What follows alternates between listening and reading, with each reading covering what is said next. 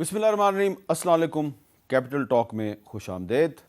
اس وقت جو پاکستان کا سیاسی منظر ہے اس میں ہمیں بہت سی ڈویژنز نظر آ رہی ہیں، لیکن ایک ڈویژن یہ بھی ہے کہ کچھ لوگ کہتے ہیں جی کہ ہمیں سیاسی مفاہمت کے راستے پہ چلنا چاہیے، لیکن کچھ لوگ جو ہیں وہ کہتے ہیں جی سیاسی مفاہمت جو ہے وہ اس وقت تک نہیں ہو سکتی جب تک کہ انہیں انصاف نہیں ملتا۔ اب یہ انصاف جو ہے یہ تو عدالت نے دینا ہے، لیکن کیا عدالتیں جو ہیں وہ ایک مخصوص مدت کے اندر اندر وہ انصاف دیں گی جو کہ سیاسی مفاہمت کے راستے کھول سکے؟ یہ ایک بڑا اہم سوال ہے، اور خاص طور پہ جو قومی اسمبلی اور صوبائی اسمبلیوں کی جو مخصوص نشستیں ہیں، خواتین اور اقلیتوں کے لیے جو مخصوص نشستیں ہیں، اس کا جو معاملہ ہے وہ التوا کا شکار ہے۔ پشاور ہائی کورٹ نے 13 مارچ تک اس پہ حکم امتناعی جاری کر دیا، اور اب یہ جو مخصوص نشستوں پہ جو ارکان پارلیمنٹ ہیں یہ صدارتی الیکشن میں حصہ نہیں لے سکیں گے، جو کہ کچھ دن میں ہونے والا ہے، 9 مارچ کو ہونے والا ہے۔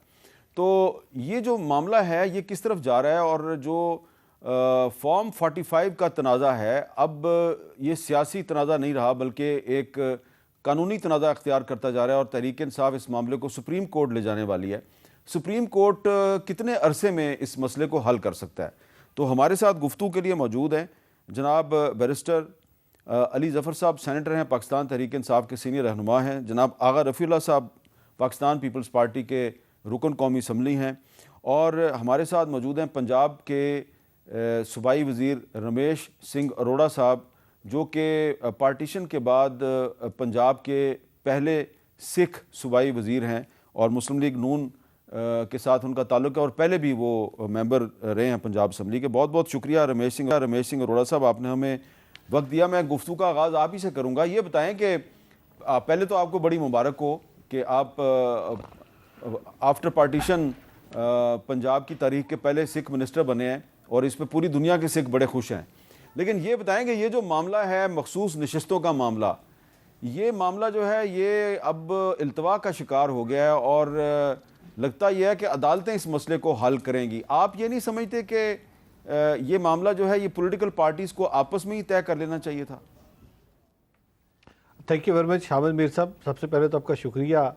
میں جب پہلی دفعہ ایم پی اے بنا تھا پنجاب اسمبلی کا تو اس وقت آپ نے اسی طرح انٹرویو لیا تھا، اور that credit goes to my party, میری پارٹی کو کریڈٹ جاتا ہے کہ پہلی دفعہ سکھ ایم پی اے بنا تھا 2013 میں پاکستان مسلم لیگ نون کے پلیٹ فارم سے آفٹر پارٹیشن۔ لائک وائز میں شکریہ ادا کرتا ہوں اپنی پارٹی کا، اور خاص کر اپنی چیف منسٹر پنجاب مریم نواز شریف صاحبہ کا، کہ دوبارہ پھر کیبنٹ کے اندر جہاں پہ انہوں نے ینگ انرجیٹک لوگوں کو لے کے آئے، مجھے بھی موقع بخشا ہے۔ اور اس کے ساتھ ساتھ آپ نے ٹھیک فرمایا کہ دنیا بھر کی سکھ کمیونٹی اس وقت بڑی ایکسائٹڈ ہے کہ someone from the Sikh faith is now in Punjab cabinet, اور یہ بڑی اچھی اچیومنٹ ہے۔ اب آتے ہیں جو میر صاحب آپ سوال کر رہے ہیں کہ یہ جو مخصوص نشستیں ہیں، میر صاحب مسئلہ یہ ہے کہ دیکھیے بدقسمتی سے جو پارٹی ہے اس وقت گئی ہوئی ہے، اور آپ اس پارٹی کو آپ جانتے ہیں کہ ہمیشہ وہ اس طرح کے انیشیٹوز لیتی ہے جو ہمیشہ آئینی طور پہ یا قانونی طور پہ جن کا سلوشن ہے، اور وہ کوئی مائلیج لینے کی کوشش کرتے ہیں۔ اب سوال یہ پیدا ہوتا ہے کہ جب جس پارٹی میں وہ ضم ہوئے، جس پارٹی میں جا کے انہوں نے اپنی نامینیشن تو اس نے کروائی نہیں تھی، نہ تو وہ ان کے جو خود اپنے اس پارٹی کے سربراہ ہیں حامد رضا صاحب، وہ تو خود انہوں نے اس پارٹی سے الیکشن ہی نہیں لڑا، ان کا انتخابی نشان کچھ اور تھا، اور پھر جا کے اس پارٹی میں جا کے یہ شامل ہوئے، ان میں شمولیت اختیار کی۔ اب سوال یہ پیدا ہوتا ہے جب اس پارٹی نے اپنی مخصوص نشستوں کی لسٹ دی ہی نہیں الیکشن کمیشن کو، اور اس کے باوجود اب آپ یہ کہیں کہ جی میں نے لسٹ نہیں دی، اب کبھی سپریم کورٹ ہائی کورٹ جاتے ہیں، آج تک آپ الیکشن کمیشن کے پاس گئے نہیں، الیکشن ٹریبیونل کے پاس اب گئے نہیں جہاں پہ آپ کو جانا چاہیے تھا، اور آپ بھاگ کے جاتے ہیں آپ پشاور ہائی کورٹ میں۔ مجھے نہیں سمجھ آتی آپ اس پروسیس کیوں سبوٹاج کرتے ہیں۔ آپ مخصوص نشستیں تو کسی نے جب آپ کی پارٹی نے دی نہیں ہے لسٹ، تو سرٹن ہی وہ لسٹ اس کے مطابق خالی تو نہیں رہ سکتی سیٹیں، تو وہ سیٹیں انہوں نے باقی پولیٹیکل پارٹیز کو دینی تھی۔ اب ان سے کوئی یہ پوچھے کہ آپ جو بھاگ کے جا رہے ہیں ہائی کورٹ جا رہے ہیں پشاور ہائی کورٹ، اس کی بجائے جب آپ کو آفر تھی آپ کسی ایسی جماعت میں جاتے جس جماعت نے آلریڈی لسٹ دی ہو، وہ انہوں نے شروع میں کہا تھا جماعت اسلامی جا رہے، کسی اور پولیٹیکل پارٹی میں جاتے جن کی لسٹ ہوتی، تو پھر شاید ان کو آج یہ جو مظاہرہ جس چیز کا کر رہا ہے شاید ان کو کچھ اور ہوتا، تو ان کے پاس مخصوص نشستیں بھی ہوتے ہیں اور پارلیمنٹ کے اندر کی نمائندگی بھی ہوتی. تو میرا سوال یہی ہے کہ بھاگ بھاگ ابودھر جاتے اس کی بجائے آپ پہلے سے اس کو سوچ وچار کرتے، آج آپ اس طرح کی پوائنٹ سکورنگ نہ کرتے جو آپ آج پوائنٹ سکورنگ کر رہے ہیں. جی علی ظفر صاحب، جو سردار رمیش سنگھ اروڑا صاحب نے جو اپنی پارٹی کا موقف پیش کیا، یقیناً آپ اس سے اتفاق نہیں کرتے، لیکن ایک سوال ان کا بڑا ویلڈ ہے کہ آپ کسی ایسی پارٹی میں کیوں شمولیت اختیار کرنے پہ تیار نہیں تھے جس نے پہلے سے کوئی لسٹ دی ہو؟ یہ دیکھیں، سب سے پہلے تو جہاں تک آئین کا تعلق ہے، اور ہم آئین کو پڑھا ہم نے اور آئین کو دیکھا اور سمجھنے کی کوشش کی، آئین میں تو بڑا واضح لکھا تھا کہ آپ اگر انڈیپینڈنٹ کینڈیڈیٹس ہیں تو آپ کسی بھی پولیٹیکل پارٹی کو جوائن کر سکتے ہیں، اور اگر کسی بھی پولیٹیکل پارٹی کو آپ جوائن کریں گے تو آپ کو اس کے ریزرو سیٹس ملیں گی. آئین میں نہ تو یہ لکھا ہے کہ آپ کی پولیٹیکل پارٹی اس کو جوائن کر سکتے ہیں جو پارلیمنٹ میں ہو، نہ یہ لکھا ہے کہ آپ صرف اس پولیٹیکل پارٹی کو جوائن کر سکتے ہیں جس نے کوئی لسٹ دی ہو. آئین تو بڑا واضح تھا. اب آئین میں یہ بھی بڑا واضح طور پہ لکھا ہے کہ آپ کی جو سیٹیں ہیں آپ کو اتنی ہی ملیں گی جتنے کہ آپ کے کینڈیڈیٹس جنرل سیٹس پہ جیتے ہوں. تو دو حصے ہیں اس الیکشن کمیشن کے آرڈر کے. ایک تو یہ ہے کہ انہوں نے ہم سے تو چھین لیے جو یہ کہہ کے کہ آپ نے لسٹ، آپ جس پارٹی کو آپ نے جوائن کیا اس نے لسٹ نہیں دی تھی، لیکن اس کے ساتھ انہوں نے یہ جو سیٹیں تھیں وہ کوشش کی ڈسٹریبیوٹ کرنے کی ان پارٹیوں کو جن کی انٹائٹلمنٹ ہی نہیں تھی، کیونکہ انہوں نے جنرل سیٹیں اتنی جیتی ہی نہیں تھیں. تو سب سے پہلے تو یہ کرنا چاہیے تھا باقی پولیٹیکل پارٹیز کو کہ ان کو الیکشن کمیشن آف پاکستان کا شکریہ ادا کرنا چاہیے تھا اور کہنا چاہیے تھا کہ جناب ہم اس کے مستحق نہیں ہیں، کیونکہ آئین میں کوئی اجازت نہیں ہے آپ کو کہ آپ ہمیں بخش دیں یہ سیٹیں، اس لیے یہ سیٹیں آپ اپنے پاس ہی رکھیں. دوسری بات یہ ہے کہ جہاں تک اروڑا صاحب نے کہا، سردار صاحب نے کہا کہ یہ ہم پشاور ہائی کورٹ کیوں گئے. اب پشاور ہائی کورٹ ہم اس لیے گئے کیونکہ جب آئین میں کوئی اجازت نہیں ہے، صرف الیکشن ایکٹ میں لکھا ہوا ہے کہ آپ لسٹ ایک دیں گے. الیکشن ایکٹ میں یہ کہیں نہیں لکھا، نہ آئین میں لکھا ہے کہ اگر آپ نے لسٹ نہیں دی تو آپ کو ریزرو سیٹس نہیں ملیں گی. ریزرو سیٹس کا باری تو آئے گی ہی تب جب آپ کو کسی پارٹی کے جو انڈیپینڈنٹ کینڈیڈیٹس ہیں وہ جوائن کریں گے. انڈیپینڈنٹ پارٹی کے جب ہمارے پی ٹی آئی کے کینڈیڈیٹس نے جوائن کیا سنی اتحاد کو، اس وقت ان کی انٹائٹلمنٹ ہوئی ریزرو سیٹس کی، تو تب بھی وہ دے سکتے ہیں اپنی لسٹ. اس سے پہلے تو ان کو کوئی آئیڈیا نہیں تھا کہ ہم جوائن ان کو کریں گے. اس لیے جب وہ ریزرو سیٹس کا باری آئی تو الیکشن کمیشن آف پاکستان کو چاہیے تھا کہ وہ دوبارہ سے اس کا شیڈیول اناؤنس کر کے ریزرو سیٹس کی اجازت دے دیتے. الیکشن کمیشن میں کوئی نہ ان کے اوپر کوئی ممانعت ہے قانون میں نہ آئین میں کہ وہ لسٹ نہیں دے سکتے. اس لیے یہ کہنا کہ الیکشن کمیشن آف پاکستان کا آرڈر کے خلاف ہم پشاور ہائی کورٹ کیوں گئے، ہم اس لیے گئے کیونکہ پشاور ہائی کورٹ میں سب سے زیادہ ہماری جو ایفیکٹ ہو رہا ہے اس الیکشن کمیشن کے آرڈر کا وہ پشاور ہائی کورٹ میں ہو رہا ہے. اور چونکہ الیکشن کمیشن آف پاکستان کا آرڈر غیر آئینی ہے، وہ قانون کے خلاف ہے، تو ہم پشاور ہائی کورٹ کے پاس چلے گئے. اسی طرح ہم نے آج چونکہ پنجاب اسمبلی کا معاملہ تھا، ہم نے وہ پنجاب اسمبلی کا جہاں تک تعلق ہے ہم نے آج لاہور ہائی کورٹ میں بھی فائل کر دیا ہے پٹیشن، جس کی سماعت کل ہے، اور کل بھی امید ہے کہ یہ اسٹے آرڈر جس طرح کہ پشاور ہائی کورٹ میں ملا ہے لاہور ہائی کورٹ سے بھی مل جائے گا. اچھا، تو یہ ہماری رائٹ ہے عدالتوں میں جانا، اور ہماری رائٹ ہے کہ ہم کسی بھی پارٹی کو جوائن کریں. اچھا آغا رفیع اللہ صاحب، یہ کچھ لوگوں کا خیال ہے کہ پیپلز پارٹی، مسلم لیگ نون اور جو باقی پارٹیاں تھیں ان کو یہ جو مخصوص نشستیں سنی اتحاد کونسل کو ملنی چاہیے تھیں، یہ آپ کو نہیں لینی چاہیے تھی. یہ اس طرح آپ میں بانٹی گئی جس طرح مال غنیمت بانٹا جاتا ہے، اور اب عدالتوں سے سٹے بھی مل گیا، تو اس سے اب آپ کا جو صدارتی الیکشن ہے اس پہ اثر نہیں پڑے گا؟ بسم اللہ الرحمن الرحیم. بہت شکریہ جناب حامد میر صاحب. حامد میر صاحب، پہلے تو میں ہمارے پنجاب سے جو بھائی کیبنٹ کا حصہ بنے، میں ان کو پاکستان پیپلز پارٹی کی طرف سے مبارکباد دیتا ہوں، کیونکہ ہم بڑا بلیو کرتے ہیں کہ اقلیت جتنی مضبوط ہوگی اتنا ہی پاکستان مضبوط ہوگا. تو اب آتے ہیں پی ٹی آئی کی طرف یا سنی اتحاد کونسل کی طرف. میں آپ تھوڑی سی ان کی ہسٹری اٹھائیں. جب یہ گورنمنٹ میں تھے تمام وہ فیصلے کرتے ہیں یا وہ پوائنٹ اٹھاتے ہیں جہاں پر کوئی آئینی بحران آ جائے. اب میں علی ظفر بھائی سے یہ پوچھوں کہ علی ظفر بھائی، ہم یہ نہیں کہتے کہ آپ کو یہ پارٹی کیوں نہیں جوائن کی. ایک پارٹی نے پورے ٹینور میں، الیکشن میں آپ کا ساتھ دیا، پورے پاکستان میں آپ کے کینڈیڈیٹس کو سپورٹ کیا، MWM نے، مجلس وحدت المسلمین، اور ان کا ایک کینڈیڈیٹ آلریڈی موجود بھی تھا، اور ان کی چھوٹی موٹی لسٹ بھی تھی، اور اضافی لسٹ آپ جمع بھی کرا سکتے تھے. آپ نے جان بوجھ کے اس پارٹی کو منتخب کیا جنہوں نے پہلے الیکشن کمیشن کو لکھ کے دیا کہ جی ہم کوئی الیکشن نہیں، ہماری پارٹی الیکشن میں نہیں جا رہی، اور نہ ہی ہم کوئی لسٹ دے رہے ہیں. تو یہ آپ قوم کو کس ٹرک کی بتی کے پیچھے لگانا چاہ رہے ہیں؟ یہ جان بوجھ کے نہیں، جان بوجھ کے کیوں؟ جان بوجھ کے نا سر. دیکھیں، آپ علی ظفر جیسا آدمی، میں نہیں سمجھتا کہ کم سے کم جتنی قانون کی یہ طالب علم ہے یا جتنا یہ جانتے ہیں قانون کو، میں تو ان کے 2% بھی نہیں جانتا. تو مجھ جیسا بندہ بھی ایک فیصلہ لینے کے پہلے جو پورے پارلیمنٹ میں اور پاکستان کے چاروں صوبوں میں ان کا ایک اس فیصلے کا اثر پڑنا تھا، اتنی چال بھی نہیں کرتا.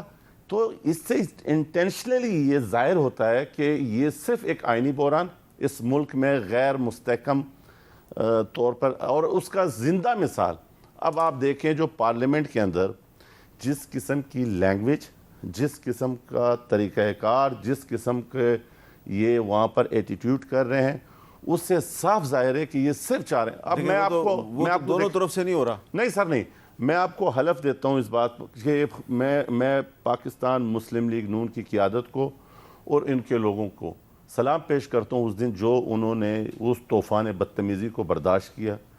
لٹرلی گالیاں دی ان لوگوں نے، باخدا انہوں نے وہ گندی گالیاں دی کہ آپ کوئی بھی باز امیر، یہ ہمارے بھائی ظفر بھائی، یہ اگر سن کے اس بندے کی طرف منہ نہ موڑے تو پھر ایسی چیزیں، ایسی باتیں، اس سے کیا مقصد ہے؟ آپ جائیں عدالتوں میں، آپ کو کس نے روکا ہے؟ آپ اپنا پروٹیسٹ کریں، آپ احتجاج کریں، آپ گالیاں دے رہے ہیں، کیوں دے رہے ہیں؟ اس کی کیا وجہ ہے؟ مطلب آپ چاہ رہے ہیں نا کہ لڑیں.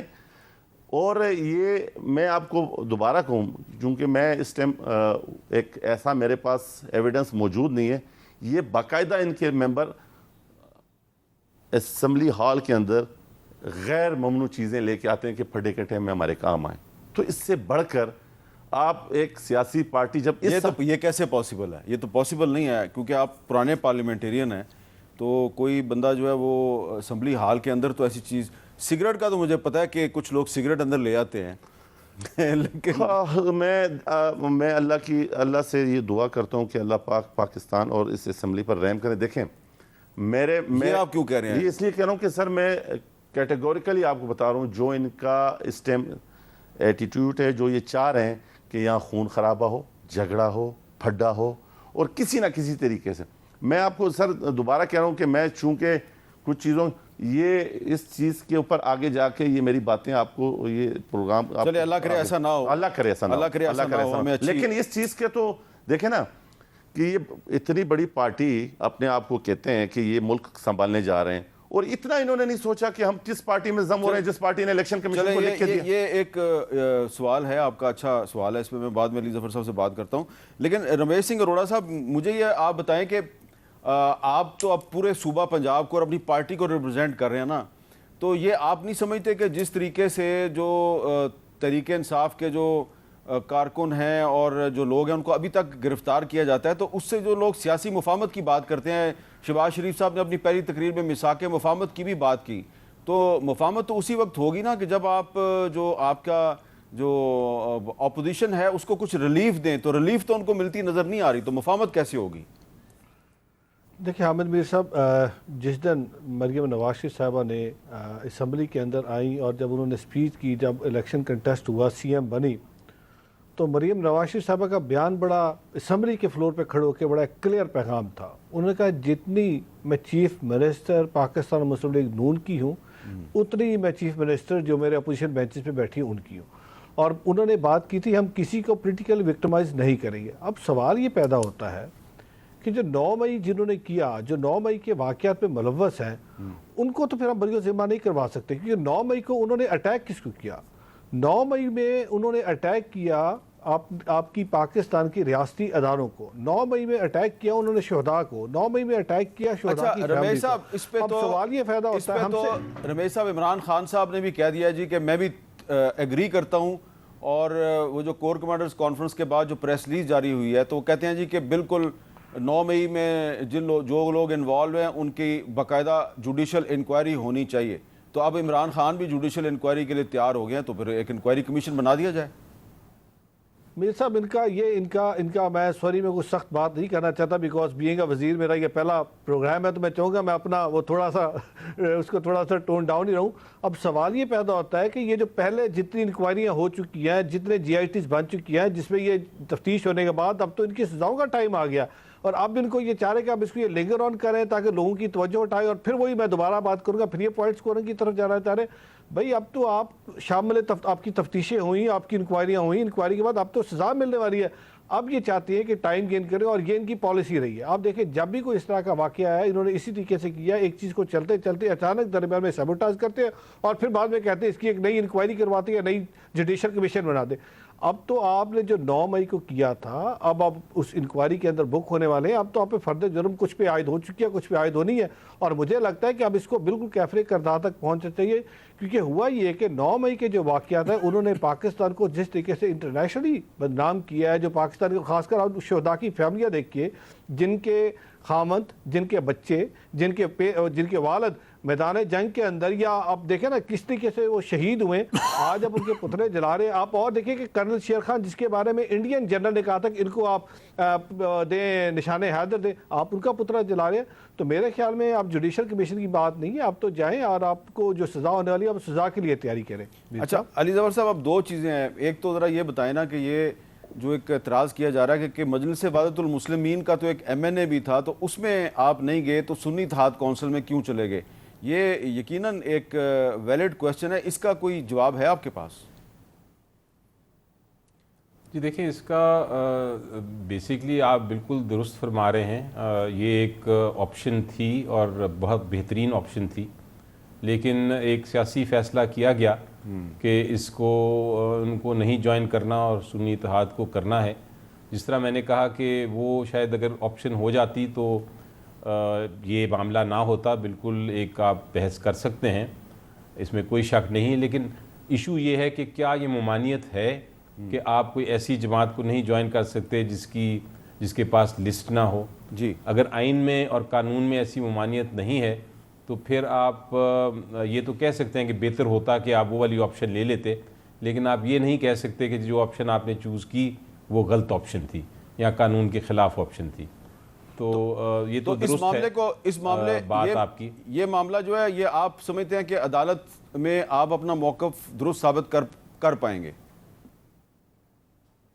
جی دیکھیں، یہ فیصلہ الٹیمیٹلی عدالت نے کرنا ہے، کیونکہ آج تک یہ نہیں ہوا کہ اتنی زیادہ تعداد میں انڈیپینڈنٹ کینڈیڈیٹس ہو جائیں جو کہ ایک صوبے میں میجورٹی میں ہوں، جو کہ نیشنل اسمبلی میں بھی میجورٹی میں ہوں، اور وہ پھر اپنے آپ کو کسی ایک پارٹی کے اندر ضم کر لیں یا اس میں شامل ہو جائیں۔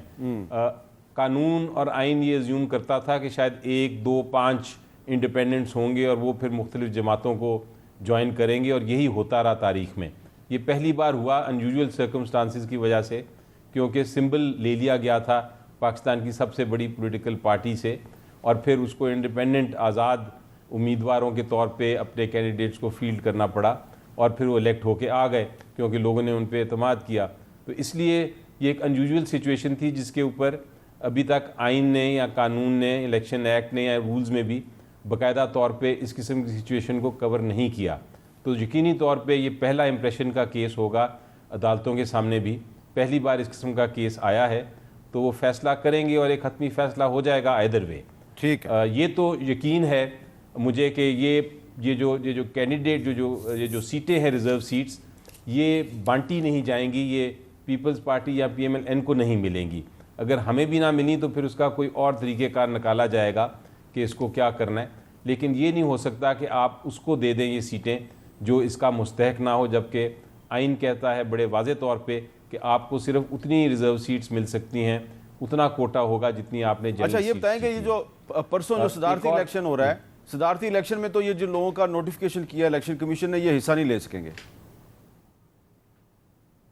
جی بالکل نہیں لے سکیں گے، لیکن میری نظر میں، اور میں نے پہلے فلور آف دا سینٹ پہ بھی یہ کہا ہے کہ میری نظر میں یہ الیکشن جو ہونے جا رہا ہے پریزیڈنٹ کا، الٹیمیٹلی یہ بھی نل اینڈ وائڈ ہو جائے گا، کیونکہ ایک بہت بڑا چنک ہے، بہت بڑا ایک تعداد ہے ریزرو سیٹس کی جو اس الیکشن میں ووٹ نہیں کر سکے گی، اور صرف اس لیے نہیں کر سکے گی کہ الیکشن کمیشن آف پاکستان نے ایک غیر آئینی آرڈر فرما دیا، اور جب وہ الیکشن میں حصہ نہیں لیں گے تو کل کو اگر یہ ریزرو سیٹس دے دی گئیں پی ٹی آئی کو تو پھر ہم ڈیمانڈ کریں گے کہ پریزیڈنشیل الیکشن دوبارہ ہو۔ یہ ایک ایشو لائیو رہے گا پریزیڈنشیل الیکشن۔ اچھا، اگر رفیع اللہ صاحب رسپونڈ کرنا چاہ رہے ہیں، میں ایک بریک لے لوں گا، بریک کے بعد آپ کے پاس آتا ہوں۔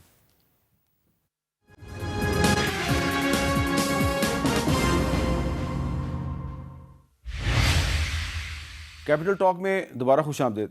جی، اگر رفیع اللہ صاحب بریک سے پہلے علی ظفر صاحب فرما رہے تھے کہ جب تک مخصوص نشستوں کا معاملہ طے نہیں ہوتا تو پریزیڈنشیل الیکشن جو ہے وہ متنازع ہے، اس پہ آپ کیا کہیں گے؟ یہ ایک خواہش ہے علی ظفر بھائی کی، اور خواہشوں پہ کوئی پابندی نہیں ہے۔ میں تھوڑی دیر پہلے بھی کہہ چکا ہوں کہ جس کا جواب انہوں نے ایک اچھے انداز میں دیا، لیکن ان کی مرضی ہے، ایک اچھا آپشن چھوڑ کے برا آپشن۔ صدارتی الیکشن میں یہ جتنے ووٹ، یہ جتنی مخصوص نشستیں ہیں، یہ اگر خدا نہ خواستہ پاکستان پیپلز پارٹی کے اگینسٹ بھی جاتی ہے تو بھی ہمارے نمبر زیادہ ہیں، تو اس سے تو کوئی فرق ہی نہیں پڑتا، نہ قانونی تھا، صرف ایک آئینی بحران۔ آپ کا نمبر تقریباً کتنا ہو جائے گا؟ ہم 400 سے ابب جائیں گے، 400 سے اوپر جائیں گے جی 100۔ اچھا، کیونکہ اگر دیکھیں تو جتنے ووٹ ملے ہیں قومی اسمبلی سے شہباز شریف صاحب کو، اتنے ہی مل جائیں گے؟ نہیں جی، آپ دیکھیں گے، میں کسی پہ، چونکہ ہمارے پارٹی میں ہم کوئی اس چیز کا نہیں سمجھتے ہیں کہ کسی بھی پرسنالٹی کے اوپر آپ یہ کہیں کہ جی یہ ایسا ہے یا ویسا ہے۔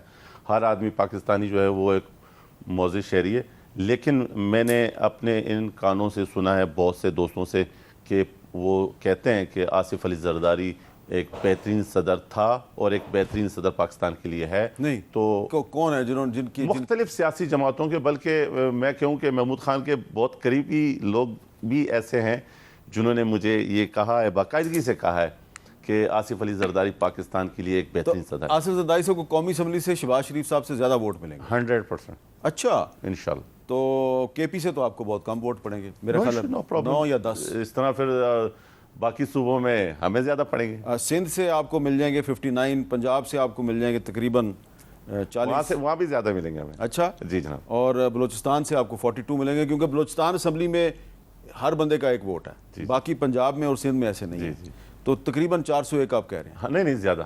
اچھا، 400 سے بھی زیادہ؟ جی، دیکھ لیں آپ۔ جی سر، میں کہہ رہا ہوں۔ اور یہ آپ یہ جو مخصوص نشستیں ہیں وہ نکال کے کہہ رہے ہیں؟ جی میں کہہ رہا ہوں کہ یہ اگر یہ ویسے تو ہماری ہیں۔ آپ نے کہیں ایم کیو ایم کو تو نہیں ڈال دیا بیچ میں؟ نہیں سر، ایم کیو ایم بھی ہمیں ووٹ دے گی، کیوں نہیں دے گی؟ ہم نے ان سے ووٹ مانگا ہے، اور ان کا ووٹ نہ دینا ہمیں کیا کوئی ایسا تو نہیں ہے کہ پولیٹیکلی۔ ٹھیک ہے۔ اروڑا صاحب، آپ کا کیا خیال ہے کہ پریزیڈنشیل الیکشن جو ہے اگر وہ بھی متنازع ہو گیا مخصوص نشستوں کی وجہ سے، تو پھر ایک نیا آئینی بحران نہیں پیدا ہو جائے گا؟ احمد میر صاحب، نہیں ہونا چاہیے۔ پاکستان اس وقت متحمل نہیں ہے کہ پاکستان کے اندر آپ مزید آئینی بحران لے کے آئیں۔ پاکستان کا اس وقت سب سے بڑا ایشو اکنامک سروائیول ہے، اور دیکھیں نا جو انہوں نے پہلے ایک بحران کریٹ کیا، جس طرح کا خط لکھا آئی ایم ایف کو عمران خان صاحب نے کیا کیا۔ آپ پاکستان ایک ڈگر پہ چلنا چاہ رہا ہے، پاکستان کے اندر ترقی آنے والی ہے، پاکستان کے اندر خوشحالی آنے والی ہے۔ تمام جو جماعتیں ہیں، جو بڑی جماعتیں مل کے چاہتی ہیں کہ پاکستان کو اس بحرانوں سے نکالے، پاکستان کی عوام کو اس کا خاطر خواہ فائدہ ہو۔ جو انہوں نے پچھلے 3.5 سال میں جب حکومت میں تھے، جس طرح کے انہوں نے معاہدے کیے، وہ 16 مہینے میں ہمارا جو لاس تھا، ہم نے وہ لاس بیئر کیا، لیکن ہمارے لیے بڑا مشکل فیصلہ تھا۔ ایک کڑوی گولی تھی جو ہم نے نگلی، اس کا ہم نے دیکھا یہ جو حالیہ الیکشن ہے اس پہ ہم نے اس کا نتائج بھگتے ہیں اس کی۔ ہمیں جس طریقے سے عوام کی طرف سے عوام نے اپنا رد عمل کا اظہار کیا ہے۔ اب سوال یہ پیدا ہوتا ہے، جو پہلے میں بات کر رہا تھا، کہ اصل میں پی ٹی آئی اور عمران خان صاحب کی پالیسی یہ ہے کہ ملک کے اندر کوئی نہ کوئی بحران کریٹ کرے۔ آپ دیکھیں جب سے 2010 سے یہ لانچ ہوئے ہیں، جو پروجیکٹ عمران خان لانچ ہوا، سوری میری بات کو مائنڈ نہ کرے، بٹ یہ حقیقت ہے، یہ اب زبان زد عام ہے یہ بات۔ उस वक्त से लेके अब तक अब देखें कौन सा इन्होंने इस मुल्क की बेहतरी के लिए काम किया है। चले जिन्होंने ये प्रोजेक्ट इमरान खान लॉन्च किया बकौल आपके, तो उनका भी तो एहतसाब होना चाहिए ना। 100%। उनका नहीं होना चाहिए एहतसाब? चले अब मैं तो कहता हूँ अब होना चाहिए सबका, इस मुल्क के अंदर सबका एहतसाब होना चाहिए, कोई भी एहतसाब से बरियोसिमा नहीं होना चाहिए। मैं कब कहता हूँ किसी का अच्छा, अब इसमें सबका एहतसाब होना चाहिए, लेकिन इस वक्त तो इनकी बारी है ना। ये आईनी बहरान क्यों क्रिएट करने जा रहे हैं? अच्छा, ये अगर सदर का इलेक्शन हो रहा है तो ये मखसूस रजिस्टर ले लेते ऐसी पार्टी में जिनकी लिस्ट होती, इसने मना तो नहीं किया था। एक बड़ा कानूनी और आईनी सवाल है अली ज़फ़र साहब, ये जो सुप्रीम कोर्ट के जज थे मुज़ाहिर अली नकवी साहब, तो उनके खिलाफ सुप्रीम जुडिशल काउंसिल जो है उसने उनको मिसकंडक्ट का मुर्तकब करार दे दिया और उनके बारे में प्रेसिडेंट को अपनी राय भेज दी है। तो क्या सदर आरिफ अलवी साहब जो हैं वो अपने ओहदे से सबकदोश होने से पहले इस बारे में कोई फैसला दे सकते हैं? जी दे सकते हैं, जब तक वो प्रेसिडेंट ऑफ पाकिस्तान हैं वो हर वो काम कर सकते हैं जो इख्तियार है एक प्रेसिडेंट का, तो बिल्कुल कर सकते हैं अगर वो चाहें, और अगर वो समझते हैं कि इंतज़ार करना है तब वो भी कर सकते हैं। ठीक है, तो मेरा ख्याल है मैं अगर उन्होंने ना किया तो फिर नए सदर का एक जवाब देना चाह रहा था। जी जी जी जी जी जी जी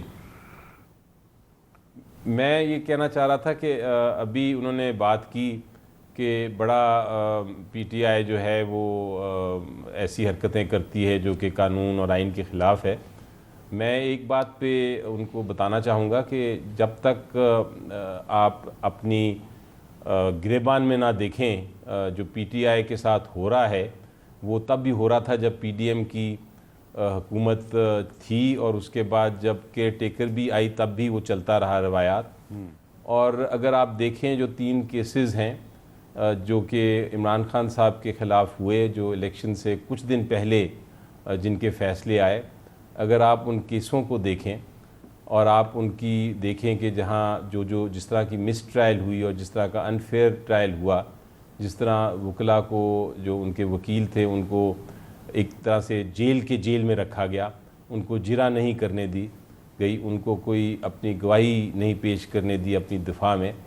तो इस किस्म के जब आप हरकतें देखते हैं और उनको आप कंडोन करते हैं तो मेरा ख्याल है उसके ऊपर भी बात करनी चाहिए। बिल्कुल करनी चाहिए। नहीं, लेकिन अली ज़फ़र साहब, उनको इलेक्शन से रिकंसिलिएशन हुई है अभी सुप्रीम कोर्ट में। इलेक्शन से 3-4 दिन पहले जो ये ऊपर नीचे 3 फैसले आए इमरान खान साहब के खिलाफ, आपके ख्याल में इसका तो उनको सियासी फायदा हुआ? आपकी पार्टी को तो बहुत फायदा हुआ है। क्यों? और आगा रफीला साहब मेरे से इत्तेफाक कर रहे हैं। वो उनको फायदा भी हुआ, और हम इस ऐसे फैसलों को स्टेटमेंट बिलावल साहब का मौजूद है कि ये हमारा काम नहीं है। जरा अली ज़फ़र साहब को रिस्पॉन्ड कर लेने दें। जी बिल्कुल फ़ायदा हुआ, और जो नुकसान पहुंचाने की कोशिश की गई, लेकिन उल्टा मेरा ख्याल है फ़ायदा हमें हो गया उसका, क्योंकि लोगों ने देखा नाइंसाफ़ी होते हुए और उन्होंने फिर और भरपूर। अच्छा, अब एक और सवाल। इनफैक्ट जो न्यूट्रल लोग थे वो भी हमारी तरफ आ। अब एक और सवाल, ये जो इलेक्शन कमीशन ने अपनी वेबसाइट पे तमाम फॉर्म 45 जो हैं वो जारी कर दिए हैं, तो क्या इसका भी आपको बहुत फ़ायदा नहीं हुआ, और क्या इस मामले को आप सुप्रीम कोर्ट लेके जाएंगे? जी बिल्कुल, अगले हफ्ते मेरा ख्याल है सोमवार या मंगल को सुप्रीम कोर्ट में फ़ाइल कर रहे हैं। उसका बड़ा फ़ायदा इसलिए हुआ कि वो सामने नज़र आ गया कि कितनी बुरी तरह नकल की गई है। अगर नकल करने के भी तरीके होते हैं, अगर आप कोई इंटेलिजेंटली करें तो शायद वो नकल कामयाब भी हो जाती है कई बार, लेकिन अगर आप इस तरह करें जिस तरह के फॉर्म 45 अपलोड किए गए थे इलेक्शन कमीशन ऑफ पाकिस्तान की वेबसाइट पे, तो आपको साफ नज़र आ जाता है। मसलन कई तो स्टेशंस ऐसे हैं जहां टोटल वोट अगर 1500 है तो फॉर्म 45 जो अपलोड हुआ है उसके मुताबिक 2000 वोट उस पोलिंग स्टेशन पे पड़ गया है।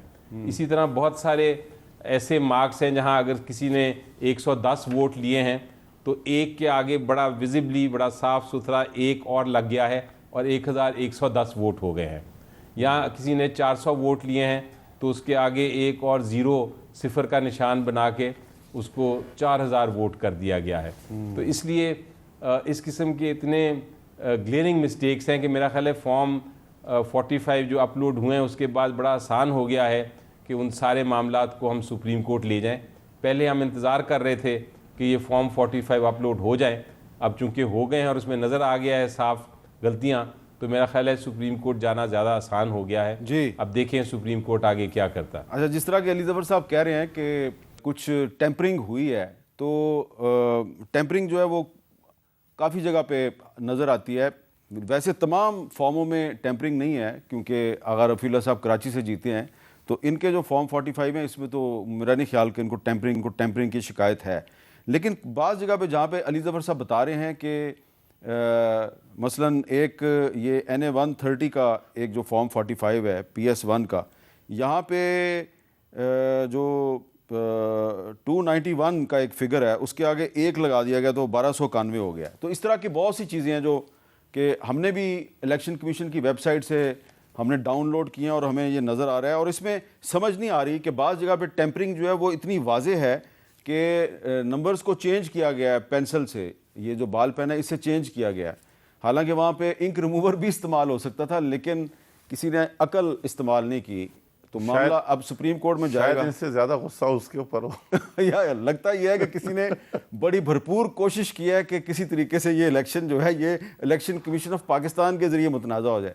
بہرحال ایک وقفہ لیتے ہیں، وقفے کے بعد دوبارہ ملتے ہیں.